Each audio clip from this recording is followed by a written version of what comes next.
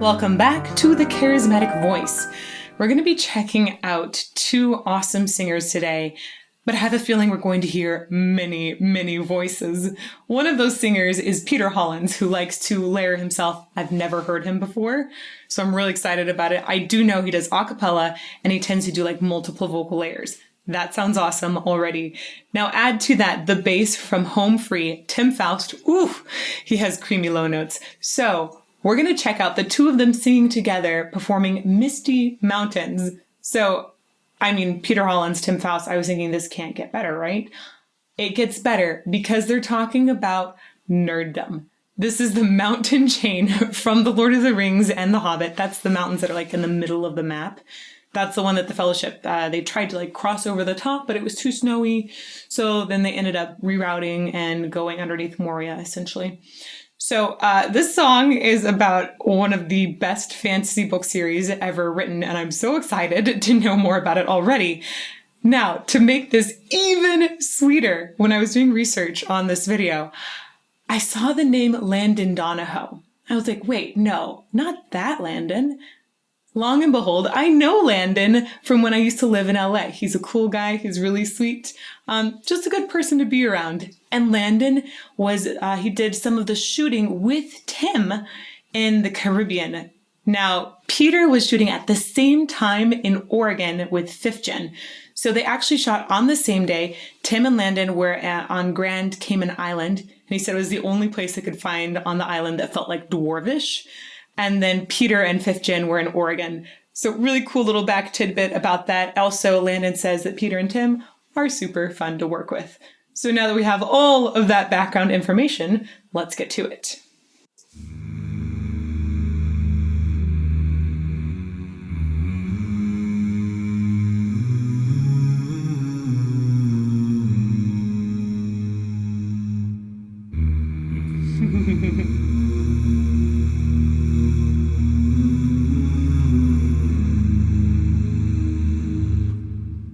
Far over the misty mountains cold, to dungeons deep and caverns old. This is already going to be delightful, I can tell. I love the amount of air that I hear coming through both of these men. Tim is singing the lead here, right? And then Peter is essentially humming. Now, you've heard me talk a little bit before on other videos probably about vocal arrangement and what makes it awesome or good. I don't think I've ever had to talk about what makes it not good. I think I've just seen really awesome stuff so far on the channel. I like humming at the beginning of arrangements a lot because it really draws an audience in. And when you hear one person layering themselves, there's an extra thing that you can listen to.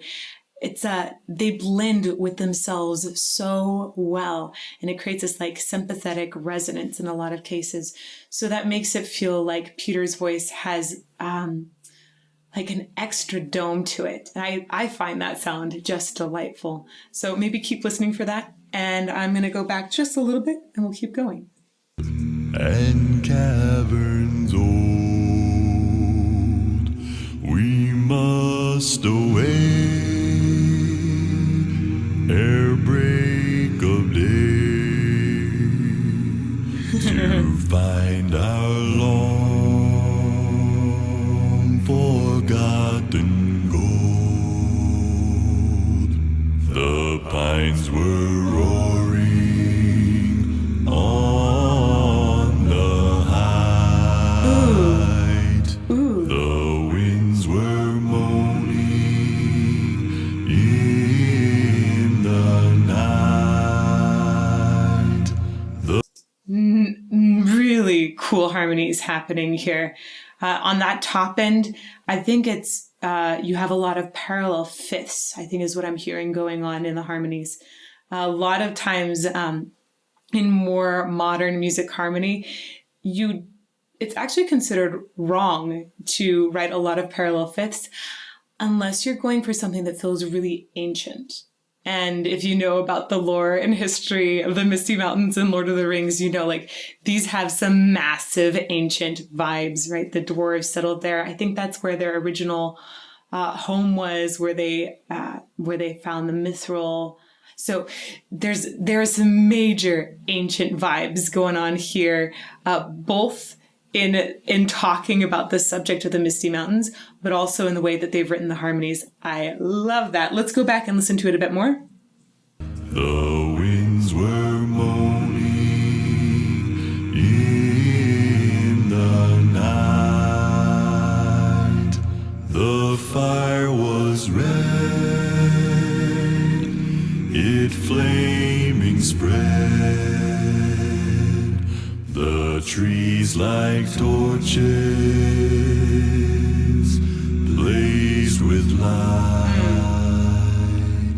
The wind was on the withered heath, but in the forest stand there. Oh, again, I'm loving these harmonies so much. I love the way their voices go together too.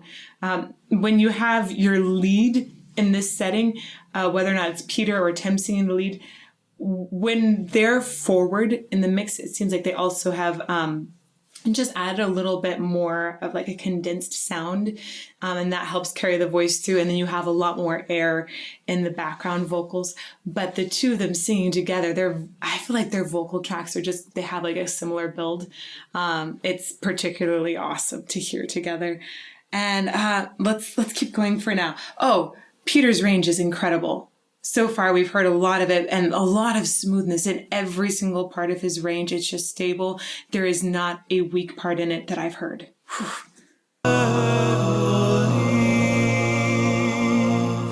Their shadows lay, be night or day, and dark things silent crept beneath.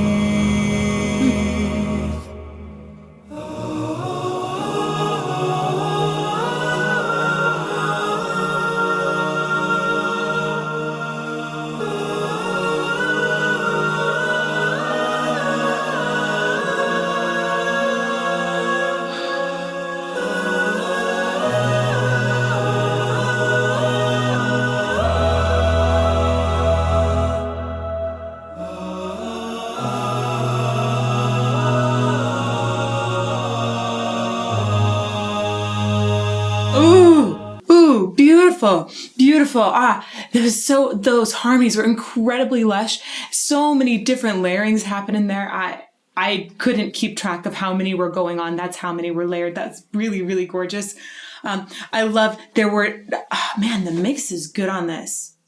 From having worked and mixed various all vocal tracks quite a bit, they can be a bit tough to mix. And I'm hearing all of these parts very cleanly, very, very cleanly. They feel, I almost feel like I've got a choir going, that I'm sure that there's like a little bit of spatialization that helped with that too. They've, a really, really beautiful mix and mastering job there too, to whoever mastered it. Really gorgeous. I loved hearing the highs and very, very present in the voice, and the lows. I feel like each had an individual line. Sometimes there were a couple lines that worked together and then they would interweave in those harmonies. It made it feel extremely lush. It also felt very reminiscent of monks chanting. And I think that again gives it this ancient kind of feel. And when you think about monks chanting, that's usually going to refer to that older harmony as well, where you'll probably hear more parallel fifths in it. And then at the very end here, they went to just a straight octave, and I think there was a fifth in the middle too. Ooh, that was a gorgeous section. Let's listen a little more to it.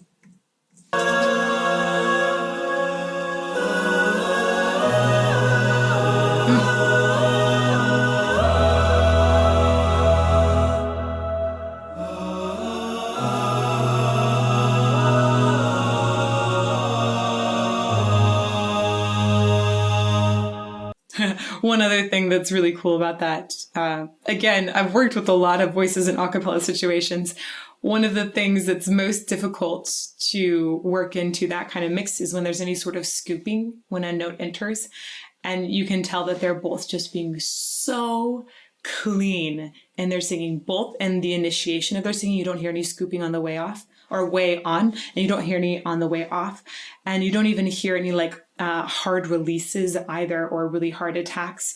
There you can hear when they start, but you don't hear really strong glottals when they're singing together, and you don't hear a strong cutoff at the end. Those things stick out when you're mixing tons of voices together, and this is just beautiful, clear, and clean singing. The wind went on from west to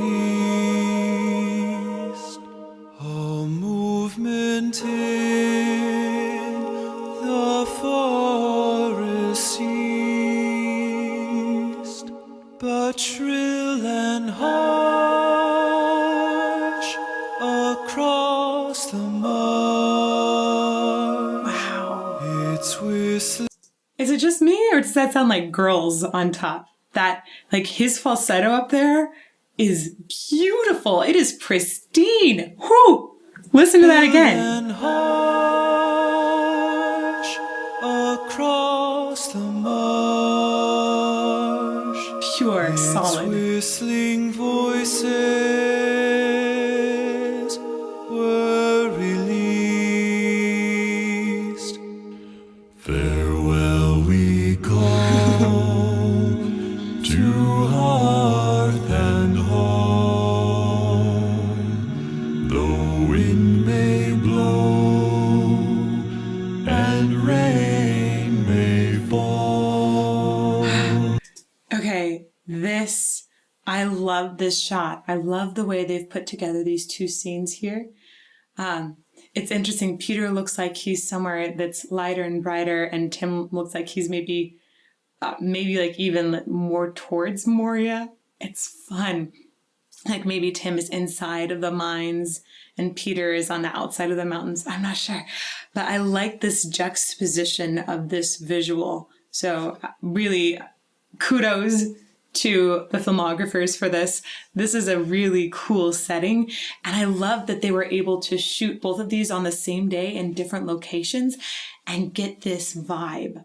I really, really dig it. We must away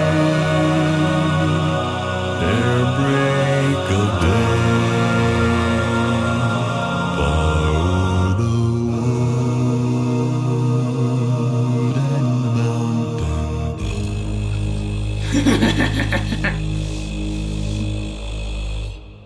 What? Okay, just a second. There we go. Oh, that would be, well, depends on how it can be called a G sharp or an A flat. Those are inharmonic equivalents. By the way, that's the term when you have a flat and a sharp that are actually the same note. They're called inharmonic equivalents. So Tim was singing an A. We'll call it a G sharp 1 or a flat 1. Okay. Amazing, amazing, super low note there. It had some fry in it to make it that luscious, boomy sound. We're going to go back and we're going to listen to it a few times because you guys know that I love the low notes.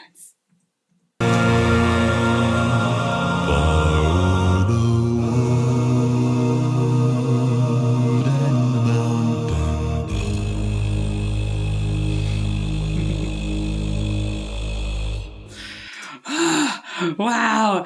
I like having that as an ending, that low note. A lot of times having a really low note is a sign to people. They instinctually recognize it as this is an ending note. But let's listen to it again. This note must have taken so much air. You have to really pump a lot of air through for low notes. The chords are moving a lot more slowly, so more air can actually escape. So it's cool to hear it held for such a long time too.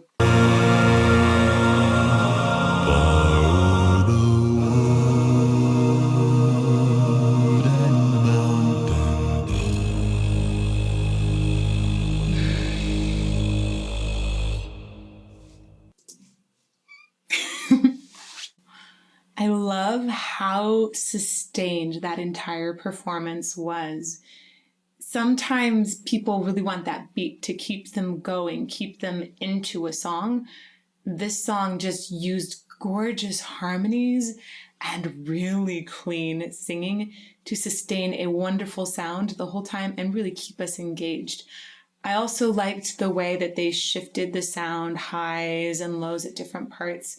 There was a section where I know they shifted to like all higher vocals versus all lows, and that can really keep the interest. That again is really great a cappella writing. So very cool. But also, I feel like this song embodied the Misty Mountains, right? This majestic mountain that it's like a force of nature. It felt very much awe-inspiring, and you could see the depths of Moria in Tim's voice. You could also feel like clouds sort of running through it, or maybe just tons of storm, and of course mist, lots of mist, right? They're always covered in mist. So wonderful performance. Thank you to everybody that recommended this. You guys know me and you know that I love a cappella music. It was delightful to hear Peter for the first time. I love the way he layers his voice. I'm really impressed with his production in particular, how clean he was able to keep all of those parts. That's really, really difficult to do, both in the performance of it and in the production side. So, wow, kudos to him. I also love how these videos were shot and then pieced together. Awesome job, filmographers. And just thank you to everyone that was involved in this project. I think it was really impressively done and a great idea. It was a great idea. So thank you so much. And thank you to my patrons who help recommend and help give me background info on videos too. Thank you to the YouTubers who make comments like you can right now down below, recommending what videos to do next. And to anybody that wants to learn more about voice. I do have a course on it. It's a Vocal Foundations, like intensive 7-week course. If you want to learn how to sing, I definitely recommend checking it out, and you can find out more about it on my website. I hope to see you sometime in a premiere here on YouTube sometime soon. If you don't want to miss out on that, hit subscribe, turn on the bell for notifications, and I'll see you somewhere soon.